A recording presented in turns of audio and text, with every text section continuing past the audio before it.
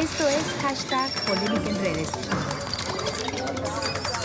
Seguimos aquí en #Polémica en Redes y vamos a continuar con más de lo que están puntualizando nuestras panelistas. Ya lo sabe usted, está con nosotros Irazú Gómez, antropóloga feminista, Estefanía Veloz, abogada feminista, y también Olga Wornat, periodista y escritora. Pero queremos hablar sobre el acoso y sobre todo esta falta de consenso que muy comúnmente pues se da como hostigamiento. Pero ¿hay claros los límites en este sentido, Irazú?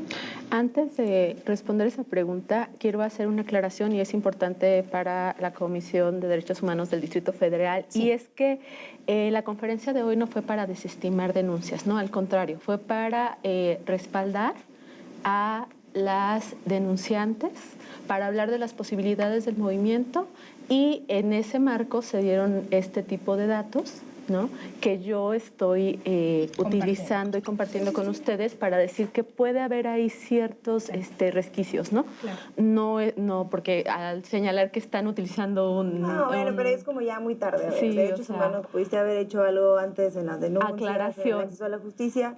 No me vengas a medir denuncias que es innecesario. Fíjate que es muy interesante, porque lo que están haciendo es solicitar a las instituciones una respuesta, y esto es parte de lo que sigue en el Me Too y de lo que hablaremos muchísimo más adelante. Pero entonces, a mí en ese sentido, que no hay contrato, a mí en ese sentido es que eso es lo importante, porque hay un marco normativo. Y lo que ellos están diciendo es, desde 1974 estamos trabajando en diferentes marcos normativos en el ámbito penal, administrativo y judicial.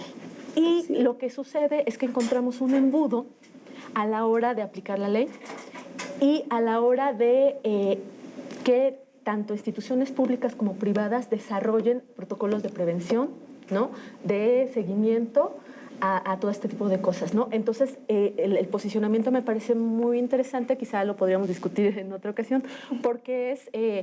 les dieron al 6 de mayo, ¿no?, para hacer un posicionamiento. Entonces también es una parte de las estrategias, repito, que después veremos. Muy bien, pero hablemos del acoso. Hablemos del acoso. ¿Los límites están claros en respecto al acoso? En el debate pasado esclarecíamos que no, ¿no?, que hay una figura jurídica sobre el hostigamiento, sobre el acoso, pero que en el caso que hoy nos convoca, pues ahí encontramos una gama amplia de denuncias que sin duda son violencia de género, pero que pueden ir desde una relación consensuada que terminó mal, hasta una violación, hasta un tocamiento, hasta un piropo que te incomoda. Entonces, que esa gama de violencia que todos reconocemos como violencia, sin duda, es lo que de alguna manera dificulta, ¿no? Y la urgencia, sobre todo, de hablar de este tipo de violencias para visibilizarlas y para distinguirlas. Es decir, cuando decimos se echa en un saco todo, no estamos diciendo que ya no se eche, ¿no? También fue una de las preguntas del programa pasado. Decían, esto tiene que seguir, por supuesto, esto ya nadie lo para, y lo platicábamos. Pero también tenemos que identificar de qué estamos hablando para poder darle un seguimiento, para poder denunciar, para poder saber qué atención se requieren, ¿no? Claro. Y también cuál es la infracción en este caso, ¿no? O sea, es un delito, es una infracción que queremos, ¿no? Claro. Estefanía, ¿cómo estás tú valorando este concepto? A ver, yo creo que no queremos, por supuesto, transitar a la justicia punitiva. No queremos que el Me Too sea eso, digamos, un método de castigo legal, sino más bien de apuntar el dedo y decir esto no está bien, ya lo hemos platicado. Hay, y podemos abundar en esto muchísimo, las feministas liberales que salen en nombre del romanticismo, pero es que ahora qué va a pasar y cómo vamos a ligar y entonces, bueno, ya déjame yo sabré si estoy ligando o no, eso lo decido yo, no si... Entonces, ¿vas a pedir que te pidan permiso para tocarte? Pues sí, porque no hay nada más atractivo que el consenso, y si tenemos que terminar en un momento en el que sí me pregunten todo lo que va a pasar, ok, y si no, ya lo decidiré yo decidiré cuando me siento acosada o cuando no me siento acosada, por ejemplo. Entonces, este feminismo liberal ha ido por esa parte. Es que, ¿cómo vamos a regular el erotismo? Y cómo... Ya yo decido si me siento acosada o no me siento acosada. El tema es que cuando hay una relación de desigualdad en cuestión de poder, o sea, cuando esas relaciones de poder que son claras, aunque no exista un contrato por medio, lo que sea, pues casi la mayoría del tiempo implica violencia, implica acoso, porque tú no estás decidiendo de por sí si quieres. Es como el tema de los piropos, que también ha dado mucho de qué hablar.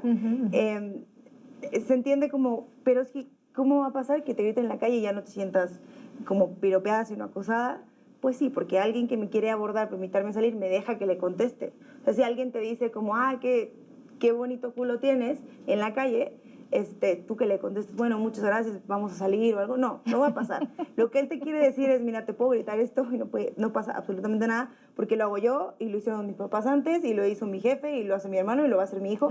Es eso. O sea, hay que establecer que hay una relación de poder dentro de la heteronormatividad en este país en el que vivimos y en general en el patriarcado, en el que nunca vamos a estar, por lo menos ahora, en el mismo lugar. Y por eso no podemos hablar de relaciones iguales, en cuestión de acoso, en cuestión de ligue, el coqueteo, y lo que sea. Por el otro lado, no me quiero ir por la tangente tampoco, hay que volver, sí, al tema jurídico, definitivamente, en una cuestión en un país de informalidad. Sí. En un país en el que 60% de las personas trabajan en la informalidad, qué difícil es aplicar un protocolo. O sea, ¿cómo vas a llegar a un mito activistas? Lo hablaba claramente. ¿Cómo vas a llegar a una asociación civil que no está ni registrada, que funciona como colectivo? Las personas que tenemos colectivos, que trabajamos en colectivos, sabemos que no hay, o sea, no tienes, ni siquiera puedes, si quieres contratar algo, no puedes facturar porque no estás registrada, bla. ¿Cómo vas a llegar con un protocolo? O sea, ¿cómo va a llegar la Comisión Nacional de Derechos Humanos a decir, ¿y cómo te están tratando? ¿Y pasaste primero a Derechos Humanos o pasaste a Recursos Humanos para poner tu queja? No hay.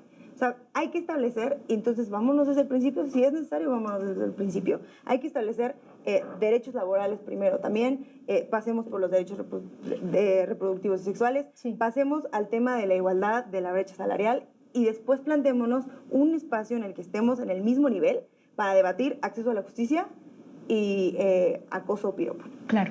De esta manera, bueno, nosotros aquí en este programa de #Polémica en Redes queremos pues hacer de esto una realidad, el querer poner en claro las cosas, el darle nombre, el visualizar este tipo de cosas, y por eso estamos iniciando con la parte del acoso, ¿no? Olga, ¿cómo estás viendo tú esto? Mira, a mí el tema del acoso es un tema que yo también estoy de acuerdo con lo que plantearon. Es un tema tan amplio, tan amplio.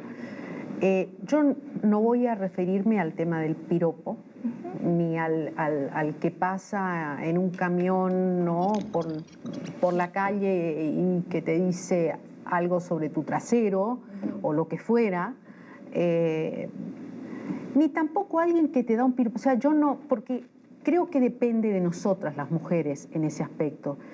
Hay acosos que ya, digamos, que tienen que ver con el ámbito laboral, ¿no? En donde donde sí existe una relación de poder, y a las periodistas nos ha pasado muchas veces, no solamente en el ámbito laboral, con el jefe, con tu editor, con el director, y muchas veces con los entrevistados. Muchas veces con los entrevistados. ¿Te ha pasado? Sí, claro, por supuesto.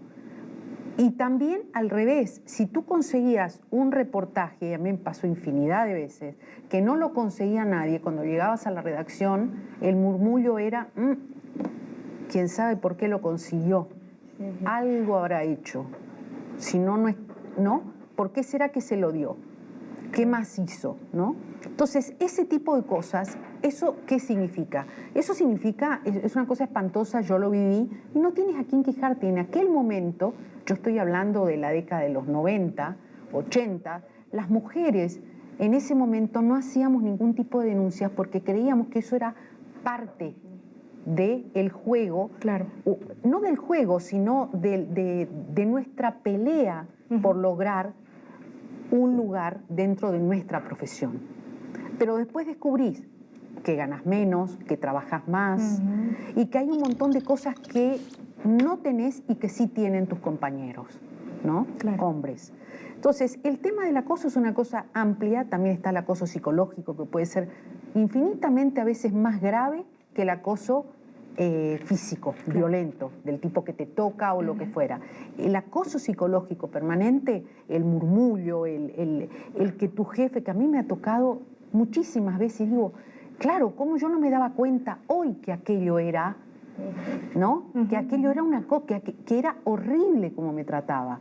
Y yo agachaba la cabeza y decía, no, pero me lo tengo que aguantar porque es parte del oficio. Es parte del oficio y es parte de la situación. O ir a entrevistar. Estoy aprendiendo, ¿no? Estoy aprendiendo o ir a entrevistar a un ministro que te dice cosas y bueno, como que uno que es, ¿no? Tiene que tratar de ver cómo se sale de eso y no decir, momento, ¿no?